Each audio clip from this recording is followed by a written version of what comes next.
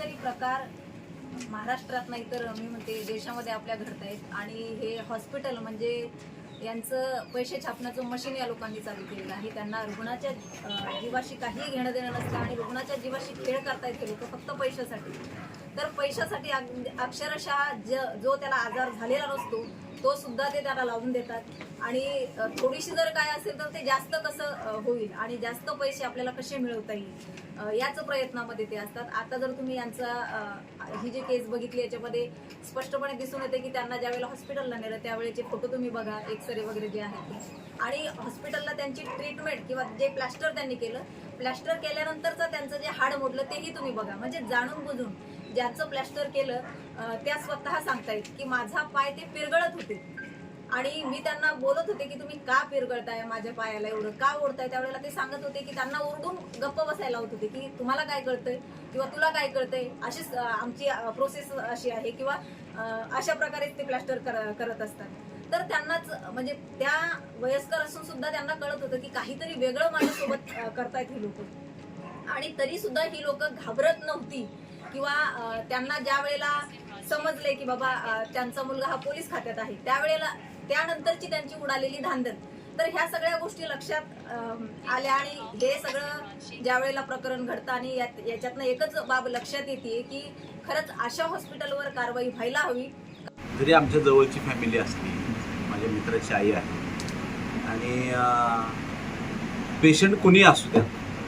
पण जे हॉस्पिटल जे आहे ते जरी पुणे महानगरपालिका हद्दीतलं असलं तरी मेडीपॉईंट हॉस्पिटलला आपल्या पिंपरी चिंचवड शहरातून विशेषतः सांगवी, नवी सांगवी, पिंपळे गुरव, पिंपळे सौदागर, पिंपळे निलक, थेरगाव या भागातले पेशंट खूप असतात। त्यामुळे मुळातच त्या हॉस्पिटलचीच रोजीरोटी आपल्या पिंपरी चिंचवड शहरावर एक व्यवसाय म्हणून अवलंबून आहे आणि अशा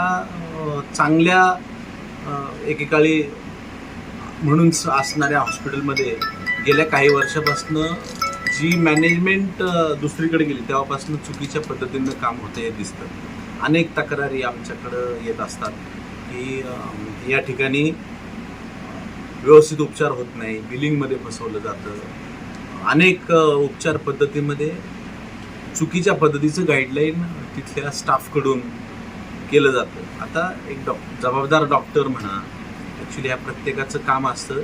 मी सांगत असलेली आणि करत असलेली ट्रीटमेंट, त्या ट्रीटमेंटचा अर्थ,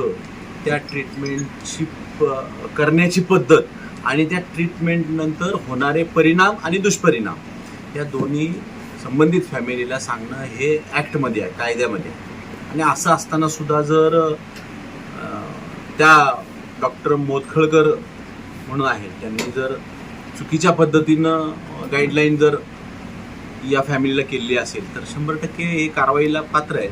त्याच पायावर दिनांक 24 फेब्रुवारी रोजी ती पडल्याने आम्ही त्यांना परत मेडीपॉईंट हॉस्पिटलमध्ये ॲडमिट केले असता तिथे एक्सरे काढल्यावर त्यांनी आम्हाला सांगितलं की आईच्या मांडीला हेअरलाईन फ्रॅक्चर आलेला आहे, तर आपल्याला तिथं प्लेट टाकावं लागेल ऑपरेशन करून। त्यावेळेस आम्ही त्यांना सांगितलं की बाबा आम्हाला आधीच खालची जखम पूर्ण अजून बरी न झाल्यामुळं तुम्ही तुमचे जे सिनियर डॉक्टर असतील त्यांचं ओपिनियन घ्या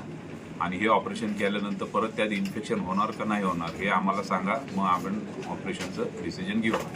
त्याच्यानंतर डॉक्टर मोडखरकर तिथले सिनियर आर्थो आहेत, त्यांनी आम्हाला बोलवलं। त्याच्यानंतर CT स्कॅन काढून त्यांनी आम्हाला सांगितलं की जर आपण ऑपरेशन करून प्लेट टाकली तर साधारण 1.5 महिन्यामध्ये तिचा पाय बरा होईल आणि जर नाही टाकली, प्लास्टर केलं तर साधारण 4 महिने तिला पाय बरा व्हायला लागतील। त्यावेळेस आम्ही त्यांना सांगितलं की सर तिचा पाय ऑलरेडी खालून कापलेला आहे, त्याच्यामुळे तिला चालायचा प्रश्नच येत नाही आणि जर आपण ऑपरेशन केलं तर त्यात इन्फेक्शन होणार नसेल तर आपण ऑपरेशन करू किंवा इन्फेक्शन होणार असेल तर मग आपण प्लास्टर करू। तर ते म्हणजे पाय कापलं तर 100% इन्फेक्शन हे होणारच आहे मांडीमध्ये, त्याच्यामुळं मग आम्ही त्यांना प्लास्टर करण्याचं परमिशन दिली। त्या दुसऱ्या दिवशी त्यांनी प्लास्टर करायला घेऊन गेल्यानंतर प्लास्टर करून बाहेर आणलं, त्यावेळेस त्या प्लास्टरमधून आम्हाला एक इंग्रजी V आकाराचं झाडाचं लाकूड त्यांनी प्लास्टरच्या आतून बाहेर काढलं होतं आणि तो असा साईडला सपोर्ट दिला होता। तो का दिले असं विचारलं, ते म्हणले नाही तो सपोर्ट असा द्यावा लागतो कारण की पाय खालून कापलेला आहे, त्यामुळे तो आम्हाला तसा सपोर्ट द्यायचा। डॉक्टर निघून गेल्यानंतर